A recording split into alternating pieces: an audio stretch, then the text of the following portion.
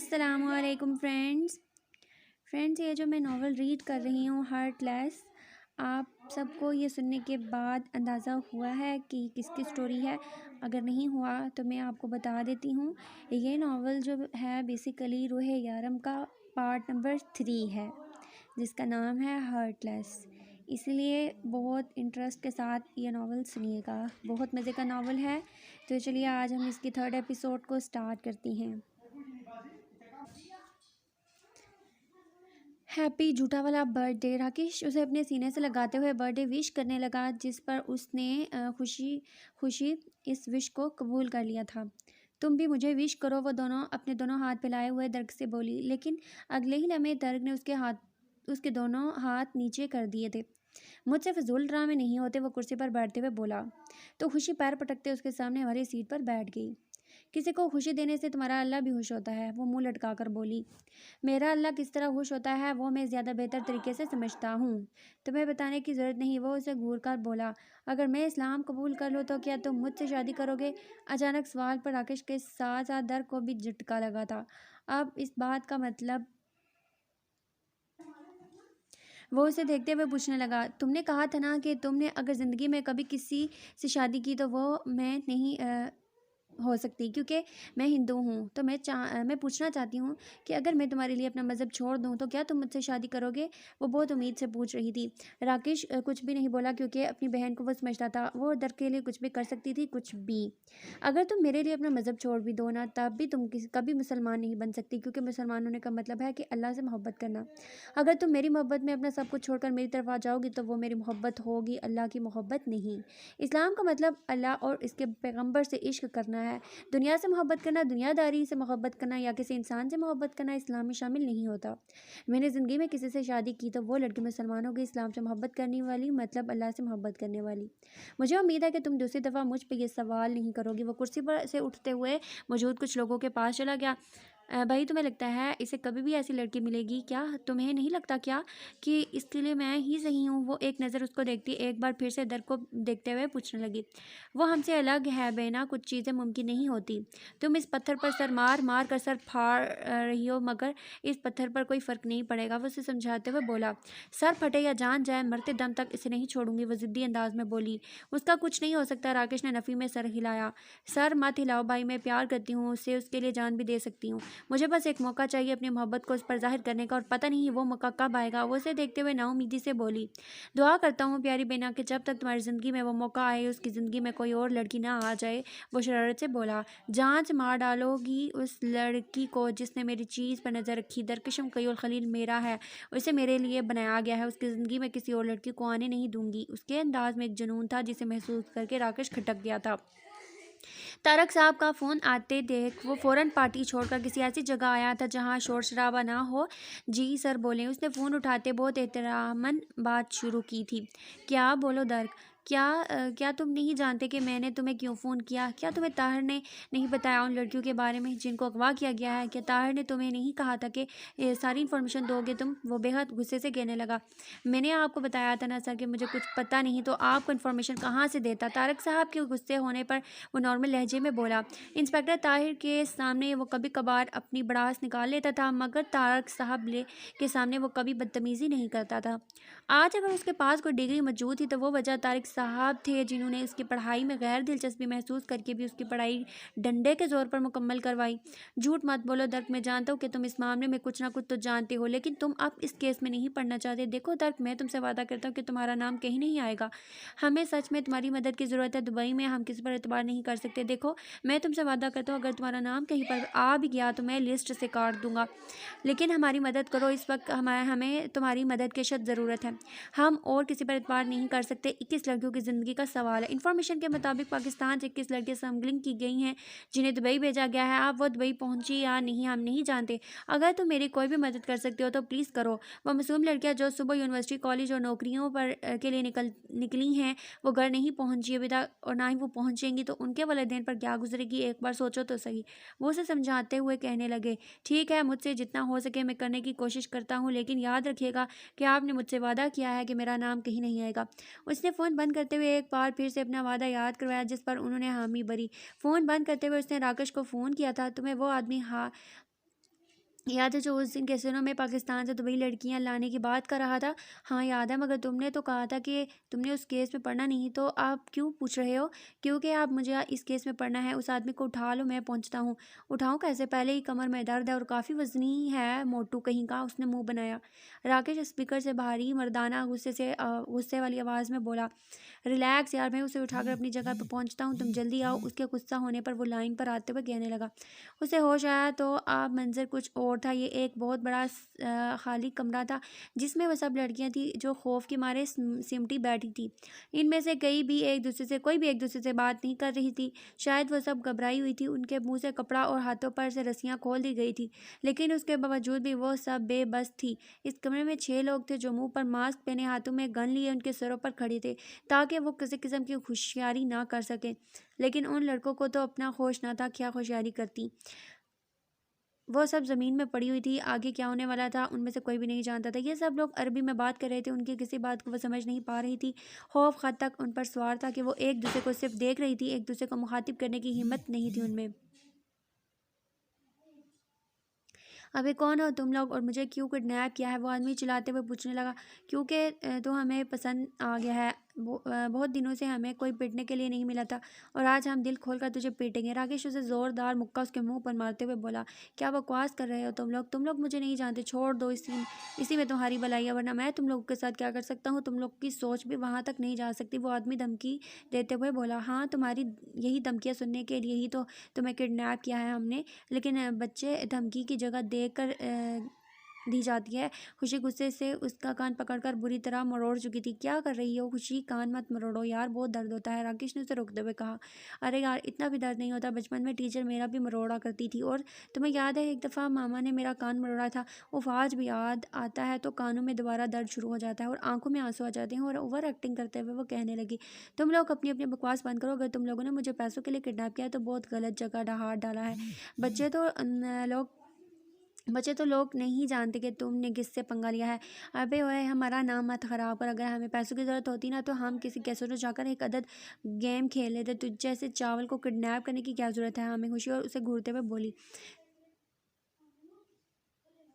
चवल होता है खुशी, चावल नहीं। राकेश उसकी बात की दुरुस्तगी करते हुए बोला तो खुशी ने उसे घूर कर देखा। मेरा चावल तुम्हें क्या मतलब? जो चाहे बोलो। वो अपनी गलती को दुरुस्त करने के बजाय उस पर चढ़ दौड़ी, जबकि सामने बैठा आदमी मुसलसल ये सोच रहा था कि किन पागलों के बीच में फंस गया है। देखो, तुम लोग अपनी अपनी बकवास बंद करो, मुझे छोड़ दो। मेरा जाना बहुत ज़रूरी है। देखो, मैं तुम लोगों को मुंह मांगी कीमत दूंगा। मुझे इस वक्त बहुत ज़रूरी काम के लिए जाना है, वो उन्हें समझाते हुए बोला। जब अचानक कमरे का दरवाज़ा खुला। दर्क, देखो, तुमने जैसा कहा था हम उसे किडनैप करके ले आए हैं। अब बताओ उसका क्या हल निकलना है? हाँ दर्क, बताओ इसे क्यों उठवाया है हमने? उसका क्या करना है? राकेश पूछने लगा। वह आहिस्ता आहिस्ता चलता उसके पास आया और उसकी कुर्सी के दोनों हैंडल्स पर हाथ रखते हुए उसकी तरफ झुका। मैं तुमसे एक सवाल करूंगा, अगर तुमने उसका ठीक जवाब नहीं दिया तो अपनी जान के जिम्मेदार तुम हो दोगे। वो उसे उस अंदाज में घूरते हुए बोला कि वो आदमी मजीद उसे नजर ना मिला सका। लड़कियां कहाँ हैं? उसने सवाल किया। खुशी और लाश को यही खुशी और उसको यही लग रहा था कि वो उसे जवाब देने के बजाय उल्टी सीधी हाँकेगा, लेकिन उनकी सोच बिल्कुल गलत साबित हुई थी। वो उसकी आंखों में देखते हुए नजर झुका गया, लेकिन अभी तक खामोश था। तुम्हारा एक एक लफ्ज़ हमारी ज़िंदगी का फैसला करेगा, इसलिए अल्फाज को सोच समझ कर बोलना। तुम्हारे हर एक गलत लफ्ज़ का हिसाब तुम्हें चुकाना होगा। वह नज़र उस पर गाढ़े बेहद साफ अंदाज में बोला। उसने कोई धमकी नहीं दी थी, उसने उसे डराने की कोशिश नहीं की थी। उसने सच बोला था। अगर वो एक भी गलत लफ्ज़ इस्तेमाल करता तो उसकी जान जा सकती थी। मैं ज़्यादा कुछ नहीं जानता, बस इतना ही पता है कि पाकिस्तान से 21 लड़कियां दुबई भेजी गई हैं, जिनको आज ही अगर मिस्र रवाना करना है। इसके अलावा भी कुछ नहीं मैं जानता। और वो लड़कियां इस वक्त कहाँ हैं? उसके खामोश होने पर उसने फिर सवाल किया। वो एस के मार्क में है, वहीं से उन्हें मिस्र रवाना किया जाएगा। उसके अलावा मैं और कुछ नहीं जानता। वो उसे देखते हुए बोला। दर्क ने हाँ में सर हिलाया और कमरे से बाहर निकल गया। राकेश भी उसके पीछे पीछे बाहर आ गया था।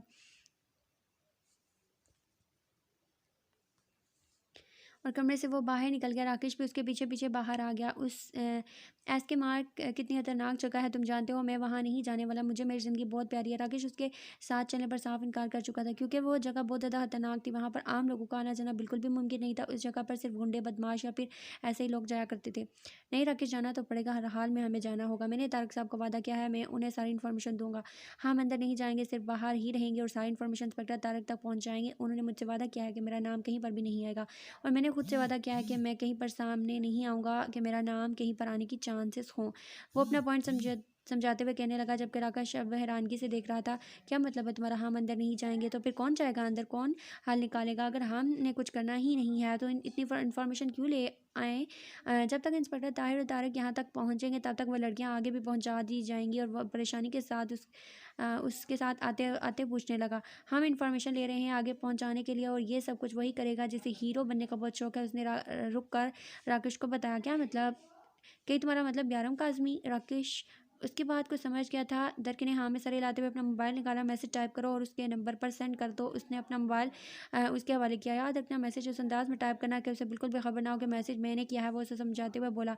तो राकेश हाँ में सर हिलाता हुआ किसी अनजान इंसान की तरह मैसेज टाइप करने लगा। मैसेज भेजे हुए अभी 5 मिनट हुए थे कि मैसेज का रिप्लाई आ गया। 1 घंटे के बाद यही मैसेज सरम को कर देना दर्क। उसके मैसेज का जवाब पढ़ते हुए राकेश ने हैरानगी से देखा। उसे उसे पता कैसे चला कि तुमने मैसेज किया है? तुमने ज़रूर कोई गलती की होगी टाइप करते हुए। उसने मोबाइल छीनकर गुस्से से कहा और ख़ुद मैसेज देखने लगा। मैं कोई गलती नहीं की, गलती की कोई ज़रूरत है दर्क? लेकिन शायद तुम बोल रहे हो कि वो यारम काज़मी है, कोई छोटा बच्चा नहीं। ओ शट अप! बहुत गुस्से से वो धाड़ा। राकेश उसके गुस्से पर गुस्सा होने पर खामोश हो गया।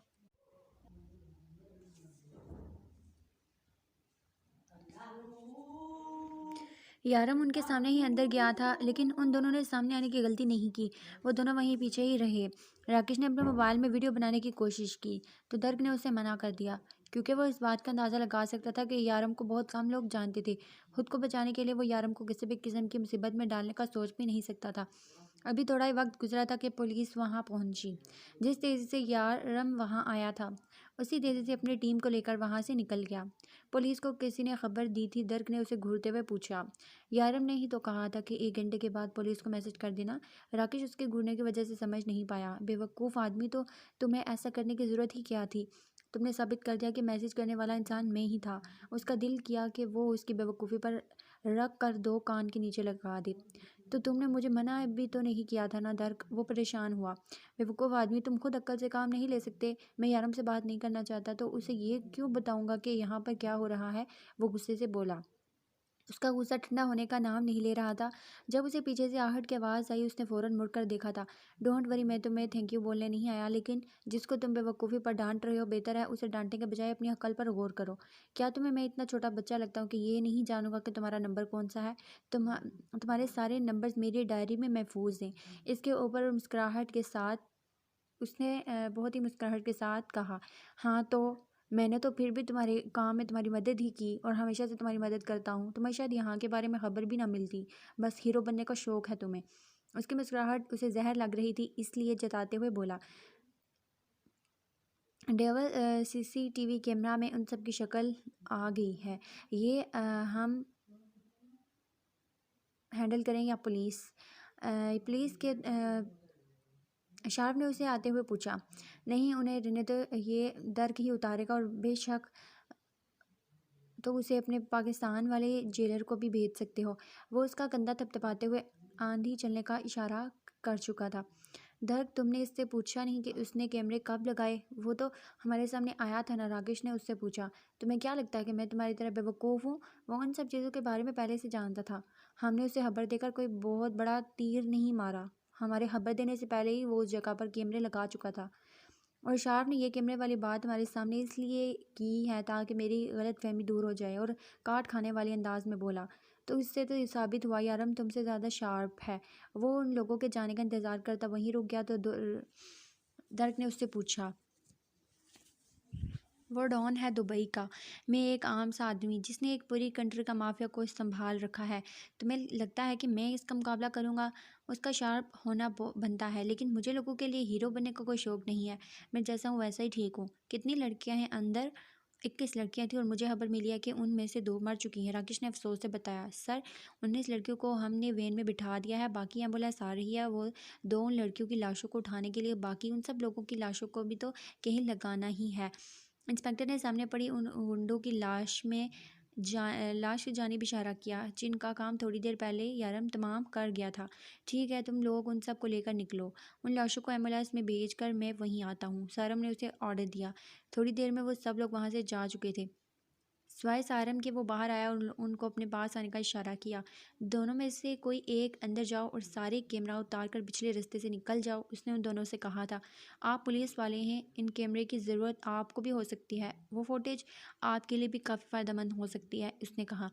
हाँ हो सकती है, मेरे लिए भी फ़ायदेमंद, लेकिन क्या है ना कि यारम ने कहा है कि उसके साले को 2 आखिर उसने इतनी मदद की है इसमें। सारम का मुस्कुराता हुआ चेहरा उससे अपना मजाक उड़ाता हुआ महसूस हुआ था। वो उसने नज़रअंदाज करता अंदर की जानिब चला गया।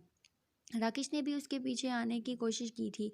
जब सारम ने उसका हाथ थाम लिया, मैंने कहा ना सिर्फ एक ही बंदा अंदर जा सकता है और वो भी वापसी पर पिछले रास्ते से निकलेगा।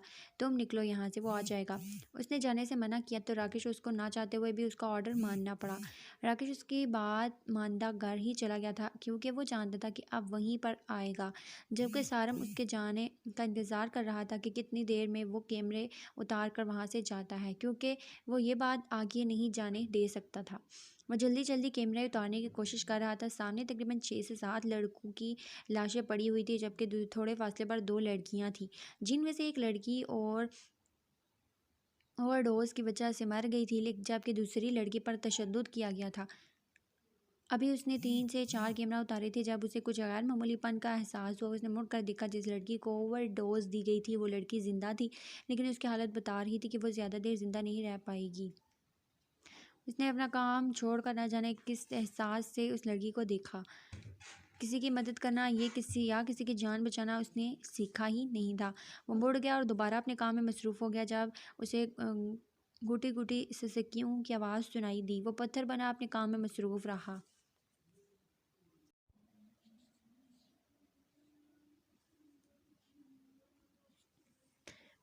पानी उसे फिर से आवाज़ सुनाई दी। उसने मुड़कर देखा, वो लड़की पानी के लिए तड़प रही थी। वो अपना काम तुर करके वहाँ से नीचे उतरता उस लड़की के पास आया। किसी को अपने करीब महसूस करके वो एक बार फिर से खामोश हो गई थी। उसने हर तरफ नज़र घुमा कर देखा, यहाँ कोई ऐसा पानी का बंदोबस्त नहीं किया गया था कि उस लड़की की किसी भी किस्म की कोई मदद कर पाता। यहाँ पर तो पानी ही नहीं, कहाँ से ला कर दूँ इसे पानी? वो खुद से सवाल करता पीछे हटने ही लगा था जब उसे अपने पैरों पर उस लड़की के हाथ का लम्स महसूस हुआ। मदद करें, मुझे मुझे सांस उसका उसका पैर उसने अपने हाथों में मजबूती से थामे उसे कुछ बताने की कोशिश कर रही थी। वो उसकी बात नहीं सुनना चाहता था, लेकिन उसकी आवाज़ इतनी कम होगी कि वो झुकने पर मजबूर हो गया। क्या तुम्हें सांस लेने में प्रॉब्लम हो रही है?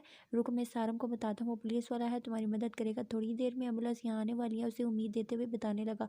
लेकिन वो लड़की शायद उसके पैर छोड़ने के लिए तैयार नहीं थी। शायद उसे लगा कि अगर वो चला गया तो उसकी इकलौती उम्मीद भी चली जाएगी।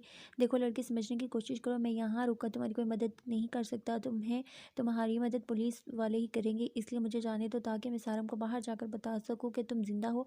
उन लोगों को लग रहा है कि अंदर 2 लड़कियां मर चुकी हैं। वो उसे समझाने की कोशिश करने लगा, लेकिन शायद उस लड़की ने अपनी आधी उम्मीद खुद से दूर ना करने का फैसला कर लिया था। नीम अंधेरे में उस लड़की की बात समझ पा रहा था और ना ही उसके चेहरे के एक्सप्रेशन देख पा रहा था। सारम ने सिर्फ उसकी मदद की खातिर उसे अंदर आने की इजाज़त दी थी। यकीनन पुलिस में और कोई नहीं जानता था इस सब के बारे में, और अगर जानता हो तो सारम की ईमानदारी पर भी सवालात उठाए जाते। अगर किसी को पता चल जाता कि सारम दुबई पुलिस में होकर पाकिस्तानी पुलिस के किसी जासूस की मदद कर रहा है तो उसकी नौकरी खतरे में आ जाती, जबकि उसका तो कोई कसूर भी नहीं था। वो अपनी वजह से सारम के लिए कोई मुसीबत नहीं बनाना चाहता था, क्योंकि सारम को यकीन था उन लोगों के अंदर आने से पहले वहाँ से निकल जाएगा। लेकिन वो उस लड़की को मरते हुए भी छोड़कर नहीं जा सकता था, जिसका आखिरी सहारा वही था। अगर वो पुलिस का इंतज़ार करता तो ये लड़की यहीं पर मर जाती, और अगर ज़िंदा भी रहती तो अस्पताल पहुंचते पहुंचते ना जाने कितना वक्त लग जाता। जाने कैसे अंदर मदद का जज्बा जाग आया, उसने उस लड़की को अपनी बाहों में उठाया और पिछले रास्ते से उठाकर निकल गया। अब आगे ये लड़की उसके लिए कितनी बड़ी मुसीबत साबित हो सकती थी उसे अंदाज़ा नहीं था, लेकिन वो यही चाहता था कि उस लड़की की जान बच जाए। क्या ये आपकी बीवी है? नर्स ने सवाल किया, जबकि लेडी डॉक्टर उसे चेक कर रही थी। अगर वो इनकार करता तो शायद उस लड़की का इलाज मुश्किल हो जाता। हाँ, ये मेरी बीवी है, उसकी जान खतरे में है, प्लीज़ मेरी मदद करें। ये सांस नहीं ले पा रही, वो नर्स को बताने लगा।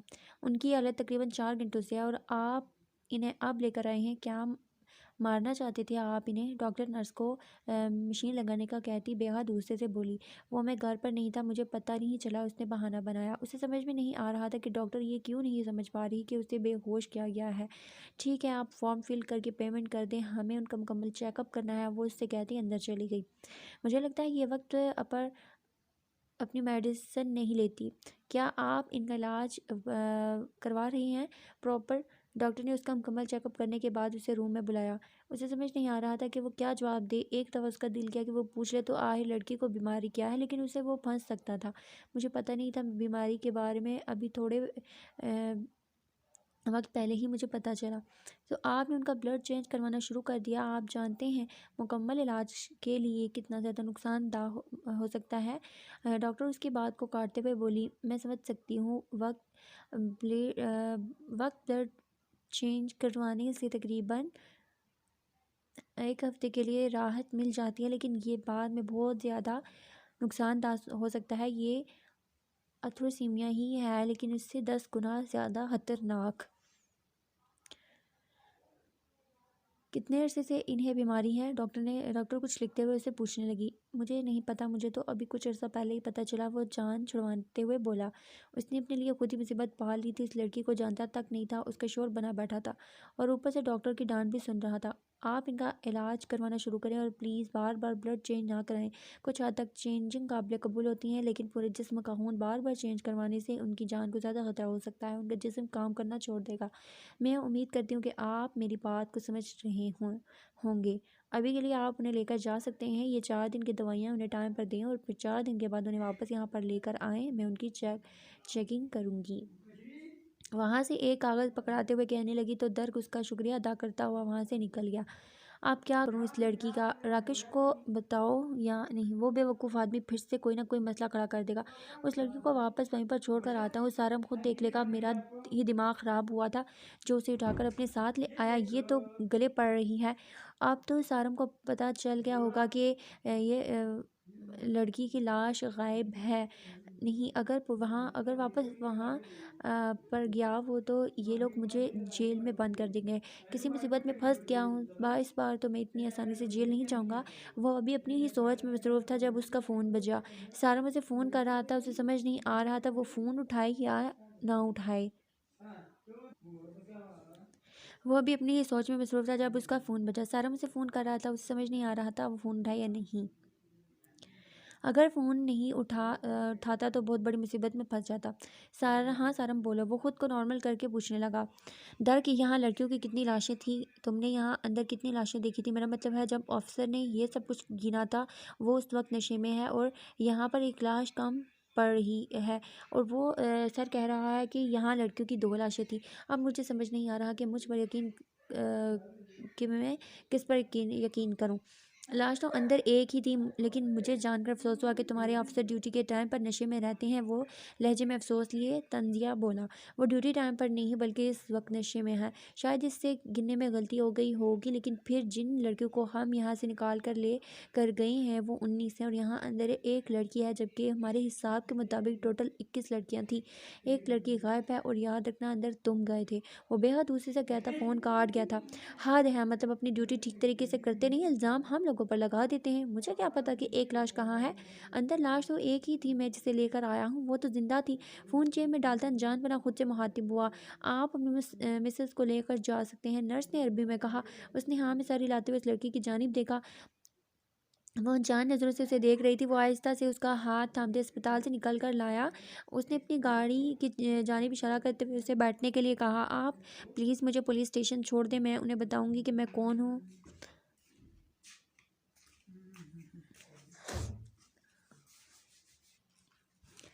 तो वो मुझे मेरे घर छोड़ देंगे। लड़की ने उसे देखते हुए कहा, जबकि वो गाड़ी का दरवाज़ा खोला उसे एक बार फिर से अंदर बैठने का कह चुका था।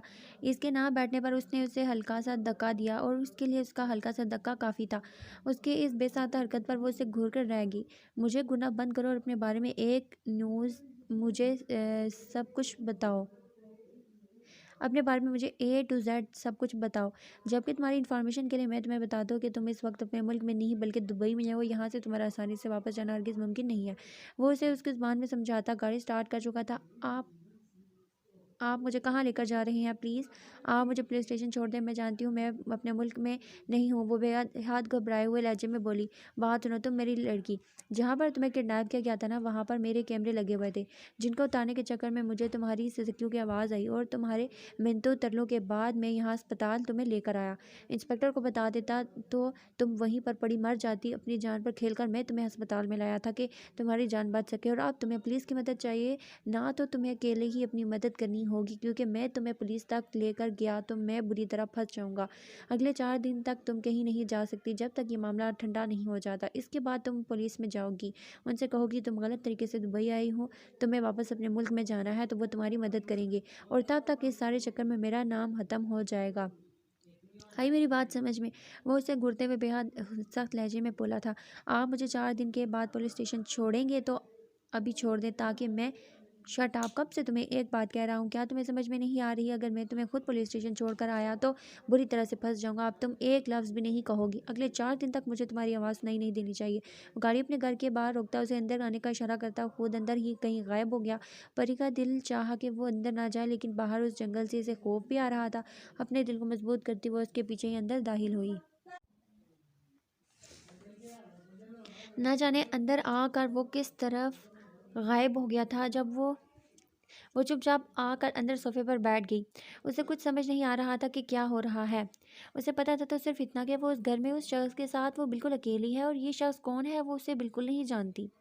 उसे बस ये पता था कि वो बेहोश पड़ी थी जब कोई आदमी उसके पास आया और उसने उसे मदद मांगी थी, और बस। ये आदमी कौन है जिसने उसकी मदद की और क्यों?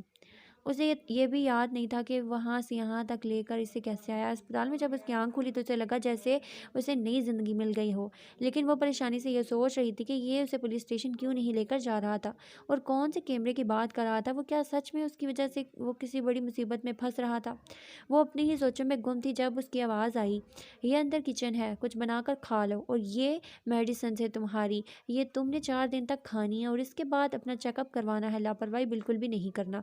और हाँ, अब ब्लड चेंज मत करना, डॉक्टर ने बोला है यह खतरनाक है तुम्हारी जान के लिए, उससे तुम्हारा जिस्म काम करना छोड़ सकता है। इसके अलावा जिसने पहले तुम्हारा इलाज करवाया है वो तुम्हारा इलाज नहीं था, बल्कि उससे तुम्हारी जान जा सकती थी।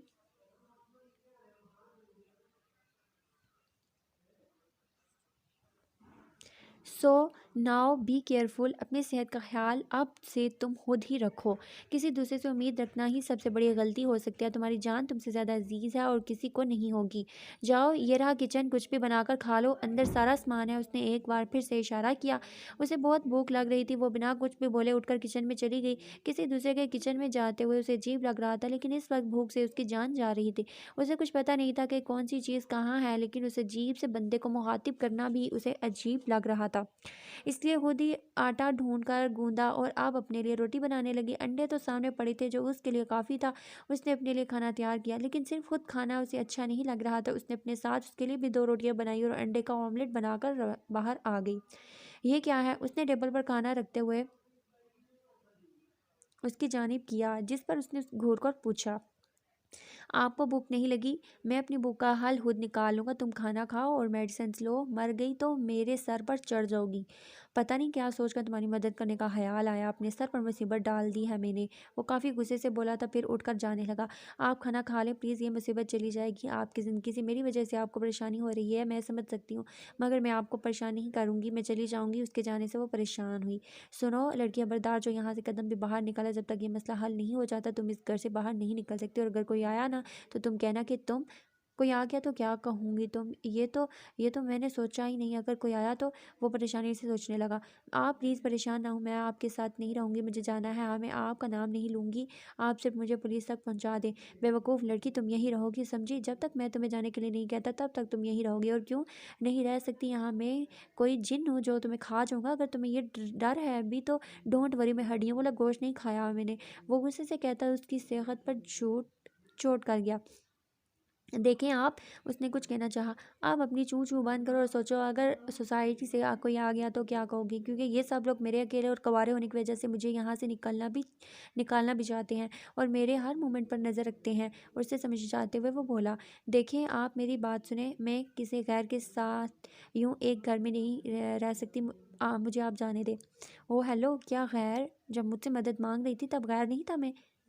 जब तरले कर रही थी तब गैर नहीं था, क्योंकि तब तुम्हें अपनी जान बचानी थी और अब तुम बहुत ही नेक बीबी बन गई, किसी गैर के साथ नहीं रह सकती। इसका लहजा तंजिया था। आप प्लीज़ इस तरह बात ना करें, तब मैं मुश्किल में थी। और वो जजी से बोली, और इस वक्त मैं मुश्किल में हूँ बेवकूफ़ लड़की, और तुम्हारी मदद करनी है। अव्वल तो तुम किसी और तुम्हें मेरी मदद करनी है।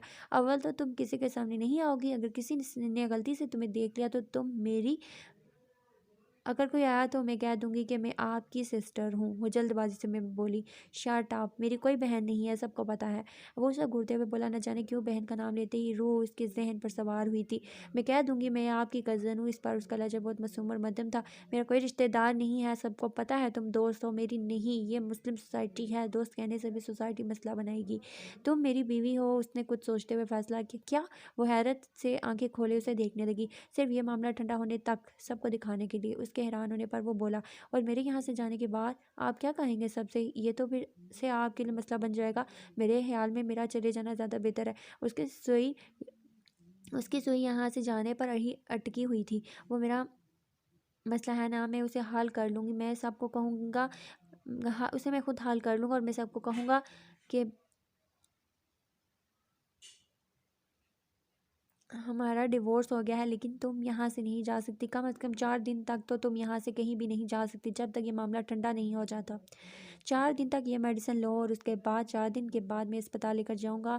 वहाँ पर तुम्हारा मुकम्मल चेकअप होगा और उसके बाद तुम जहाँ मर्जी जाना। मैं अपने पीछे कभी भी शक का कोई मौका नहीं छोड़ता। जिस अस्पताल में तुम्हें लेकर गया था वहाँ पर काफ़ी लोग मुझे जानते हैं, और अगर अब मैं तुम्हें 4 दिन के बाद वहाँ लेकर नहीं गया तो पुलिस का तो पता नहीं, लेकिन सारम का बच्चा ज़रूर कुछ ना कुछ ऐसा करेगा जो मेरे लिए मसला बन सकता है। इसलिए 4 दिन तक यहीं पर रहो। तुम यहाँ पर जो चाहो तुम कर सकती हो। सिर्फ 4 दिन की बात है, यह मामला ठंडा हो जाएगा।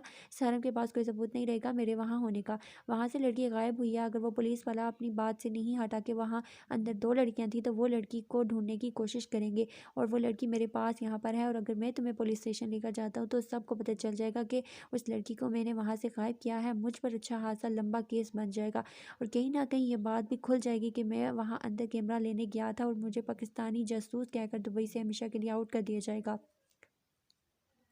वो उसे तफसील से बता रहा था, क्योंकि उस लड़की की अकल में कुछ घुस ही नहीं रहा था। आप पाकिस्तानी जासूस हैं?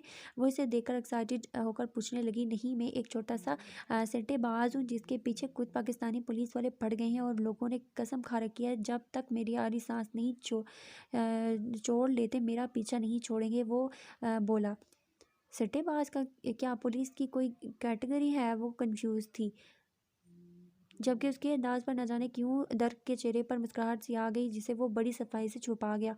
तुम ऐसा कह सकती हो कि मैं पाकिस्तानी पुलिस के लिए काम करता हूँ। वो मुझे कोई तनख्वाह नहीं देते, मुझे मेरे काम का किसी किस्म का कोई मुआवजा मिलता, और ना तो मेरे पास यूनिफॉर्म है और ना ही मैं किसी किस्म की रिश्वत ले सकता हूँ पुलिस के नाम पर। और अभी मुझे जेल से निकले हुए सिर्फ 4 महीने हुए हैं, लेकिन इसके बावजूद भी पाकिस्तानी पुलिस के लिए मैं ही काम करता हूँ। मैं अपनी मर्ज़ी से अपनी ज़िंदगी में कभी भी कुछ नहीं कर सकता, और ना ही पुलिस की इजाज़त के बिना ही कहीं जा सकता हूँ। मतलब आप पुलिस वाले हैं? वो उसकी लंबी चौड़ी तफसील पर न जाने के बजाय सिंपल फास्ट में पूछने लगी। लड़की, मैं अब खुद भी नहीं जानता कि मैं क्या हूँ, तो तुम्हें क्या बताऊँ? आई मेरी बात तुम्हें समझ में? वो अपनी बात समझे बिना उससे पूछने लगा। नहीं, उसने ना में सर हिलाया। तुम्हें समझने की ज़रूरत भी नहीं है। यहाँ बैठकर खाना खाओ। और खाने की प्लेट उसके सामने रखते हुए कहने लगा। उसे समझ में नहीं आ रहा था कि वो अपना तारुफ उसके सामने कैसे करे, जबकि वो खुद ही नहीं जानता था कि वो क्या है। आप भी खाएं प्लीज़, मैंने आपके लिए भी बनाया था। वो एक प्लेट में उसके लिए खाना निकालते हुए बताने लगी, जबकि इस बार वो किसी भी किस्म की बहस किए बिना बैठा उसके साथ खाना खाने लगा। तुम्हारे कपड़े काफ़ी गंदे हो गए हैं, तुम मेरे कोई कपड़े पहन लो और ये धो लो, मुझे गंदगी से उलझन होती है। वो उसके कपड़े देखते हुए बोला, जो बहुत गंदे थे। उन कपड़ों में उसे खुद भी बहुत ज़्यादा शर्मिंदगी हो रही थी, क्योंकि वो ज़रूरत से ज़्यादा गंदे हो चुके थे। जिस जगह पर उन्हें रखा गया था वो जगह बेहद गंदी थी। आप मुझे थोड़ी देर के लिए कुछ पहनने के लिए दें, ताकि मैं अपने कपड़े साफ़ कर दूँ। वो उठकर अंदर जाने लगा तो उसने कहा, उसने पीछे आने का इशारा किया। वो तेज़ी से उसके पीछे आई थी। मैंने ये कभी नहीं पहनी वो शर्ट सामने करते हुए कहने लगी, उसने शर्ट के साथ उसे अपना ट्राउज़र निकाल कर दिया था। तो आप ट्राई कर लो लड़की, यहाँ तुम्हारे लिए मैंने घाघरा चोली नहीं रखी जो तुम्हारी फरमाइश पर निकाल कर दे दूँगा, जो है वही दूँगा। और प्लीज़ जल्दी करो, वहाँ से कंबल ले लो और जहाँ जगह मिलती सो जाओ, क्योंकि घर में एक ही बेडरूम है और बेड भी एक है जिस पर मैं सोता हूँ। मुझे उसके अलावा और कहीं नींद नहीं आती, तो तुम्हें कहीं और ही सोना होगा। बेशक बाहर सोफे पर सो जाना, लेकिन ध्यान रखना कि कोई तुम्हें बाहर पर सोते हुए ना देखे। आप जाओ, कपड़े उसके हवाले करता वॉशरूम वॉशरूम में बंद हो गया।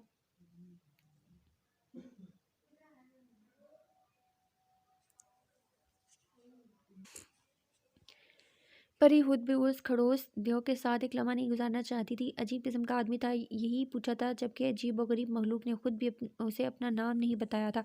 उसने उसकी शर्ट पहनी जो तकरीबन उसके घुटनों तक आ रही थी, मगर उसे कोई मसला नहीं था। शुक्र था उसे कपड़े तो मिल गए थे। ट्राउज़र उसने पाँच छः लेयर्स में नीचे से फोल्ड कर लिया था, तो उसे ज़रूरत से ज़्यादा लंबा था। लेकिन उसने कौन सा सारी ज़िंदगी उसके कपड़े पहने थे जो वो परेशान होती। अपने कपड़े उसने धोकर बालकनी में डाल दिए और अब खुद आकर सोफे पर लेट गई। कंबल काफ़ी गर्म था, जिसने उसे जल्दी ही राहत पहुंचाई थी।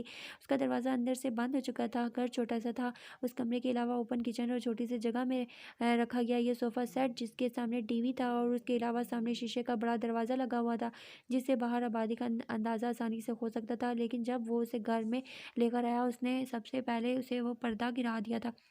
आपके बाहर मौजूद लोगों को पता ना चल सके कि अंदर कोई मौजूद है, जबकि बाहर वॉशरूम के साथ एक पतली सी गली थी जो बालकनी में जाती थी, और इस तरफ भी एक छोटा सा दरवाज़ा लगा हुआ था जो शायद बाहर का रास्ता था। उसे समझ नहीं आ रहा था, इतनी थोड़ी सी जगह पर इतना खूबसूरत मकान, जो कम अज़ कम एक पल के लिए तो बहुत अच्छा था। यहाँ दुबई में अस्पताल से घर आते हुए जो चीज़ उसमें सबसे ज़्यादा नोट की थी, वो छोटे छोटे मकान।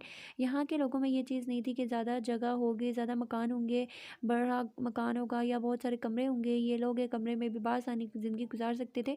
उस आदमी ने उसे बस ये बताया था कि एक मुस्लिम सोसाइटी से है, यहाँ पर जितने भी लोग रहते हैं उसमें सब लोग मुसलमान हैं और सभी एक दूसरे से राब्ते रखते हैं। उसे अच्छा लगा था, एक गैर मुल्क में सब मुसलमान बहन भाई एक दूसरे का ख्याल रखते थे, लेकिन उनका यह ख्याल रखना उस आदमी की नज़र में उन दोनों के लिए मुसीबत बन सकता था। इसलिए बेहतर था कि वो अपना आप छुपा कर रखे। सिर्फ 4 दिन के बाद ही उसने चले जाना था, और वो नहीं चाहती थी कि वो अपनी वजह से उसके लिए कोई मसला पैदा करे। उसने कहा था वो खुद उसे पुलिस स्टेशन छोड़कर आएगा, तब तक उसके लिए ये सोफ़ा सोने के लिए बुरा नहीं था। वो सोफे पर लेटी बस ये सोच रही थी कि वो उन 4 दिनों में उसके लिए किसी भी किस्म की मुसीबत नहीं बनाएगी, वो छुप कर रहेगी। यह सोफ़ा साइज़ में काफ़ी बड़ा था, वो आसानी से उस पर लेटी हुई थी। थोड़ी ही देर में नींद ने उसे आ घेरा था। दरवाज़ा खोलो, हम पहले ही खिलाफ थे एक अकेले लड़के के यहाँ रहने पर, लेकिन फिर भी तुम्हें यहाँ पर घर लिया और अब तुम यहाँ पर अपनी बेहूदगी फैला रहे हो। ये सब कुछ हम सोसाइटी में नहीं चलने देंगे। हम कहते हैं दरवाज़ा खोलो। बाहर से आवाज़ आ रही थी। परी हड़बड़ा कर उठ बैठी। उसे समझ नहीं आ रहा था वो क्या करे। वो दरवाज़ा बंद किए अंदर पड़ा था। इतनी ज़्यादा आवाज़ के बावजूद भी वो उठकर बाहर नहीं आया। उन लोगों के बार बार दरवाज़ा खटखटाने पर परी को उठना ही पड़ा। वो कंबल फोल्ड करके एक तरफ रखती अपने स्कार्फ को लपेट कर उसने दरवाज़ा खोल दिया। ये कहाँ है वो बेखुदा शख्स, और तुझे शर्म ना आई एक गैर मर्द के साथ रहते हुए? चल निकल यहाँ से। अचानक दरवाज़ा खुलने पर औरत ने उसका बाजू पकड़कर उसे बाहर की जानिब घसीटा। हाय, शक्ल से तो कितनी मजलूम लगती है, और करतूत देखो इसके। हम ये सब कुछ नहीं होने देंगे। अपनी सोसाइटी में एक मुस्लिम सोसाइटी है, यहाँ मुसलमान लोग रहते हैं, यहाँ पर ये हराम काम नहीं चलेगा। अरे बहन, सबसे पहले इस फसाद की जड़ को यहाँ से निकालो। एक आदमी इंतहाई गुस्से से उसकी जानिब बढ़ा था। डर के मारे परी दोनों आंखें बंद कर चुकी थी। आप न जाने उसके साथ क्या होने वाला था, लेकिन उससे पहले कि वो उसे हाथ लगाता, किसी ने खींचकर उसे अपने पीछे कर लिया था। खबरदार, जो किसी ने एक लड़की को हाथ लगाने की कोशिश की, क्या बेआसरा बेसहारा समझ रखा है इसे? जो दिल में आए वो करोगे? वो बेहद गुस्से से धक्का देते हुए बोला। लो जनाब, आ गए। पूछो इससे किसकी इजाज़त से लड़की को यहाँ लेकर आया है? इस जगह पर ये बेहूदगी हम नहीं चलने देंगे। अब तो तुम्हें ये घर छोड़ना ही पड़ेगा। हमने तो पहले ही कहा था मकान मालिक को ये घर ना भेजे किसी कंवारे लड़के को, लेकिन हमारी तो किसी ने सुनी नहीं। अब देखो सोसाइटी में कैसी गंदगी फैला रहा है। आदमी अपनी बेइज्जती नज़रअंदाज करते हुए फिर से उस पर चढ़ दौड़ा। चुप हो जाओ सब। तर्क ऐसा लड़का नहीं है, ज़रूर समझने में कोई गलती हुई है। मैंने उसे जानकर ही ये मकान बेचा है। ये ऐसा नहीं कर सकता, ये ऐसा गिरा वो शख्स है ही नहीं। एक बूढ़े आदमी ने उसके दिफा में बोलना चाहा। तुम फिक्र मत करो, मैंने कोई काम गलत नहीं किया, ना ही तुम्हारा नाम ख़राब किया है। यहाँ ये लड़की मेरी बीवी है। सबको मेरे अकेले यहाँ रहने रहने से मसला था, तो इसलिए मैं अपनी बीवी को यहाँ ले आया और ये 2 दिन पहले ही पाकिस्तान से यहाँ आई है। लेकिन मुझे नहीं पता था मुस्लिम सोसाइटी और हर वक्त बहन भाई करने वाले लोग मेरी बीवी के साथ ऐसा सलूक करेंगे। अब मैं खुद भी यहाँ नहीं रहना चाहता, तुम अंदर जाओ। वो उन सब से कहता है, उसे अंदर जाने का इशारा कर चुका था और ख़ुद भी उन्हें घुरता करके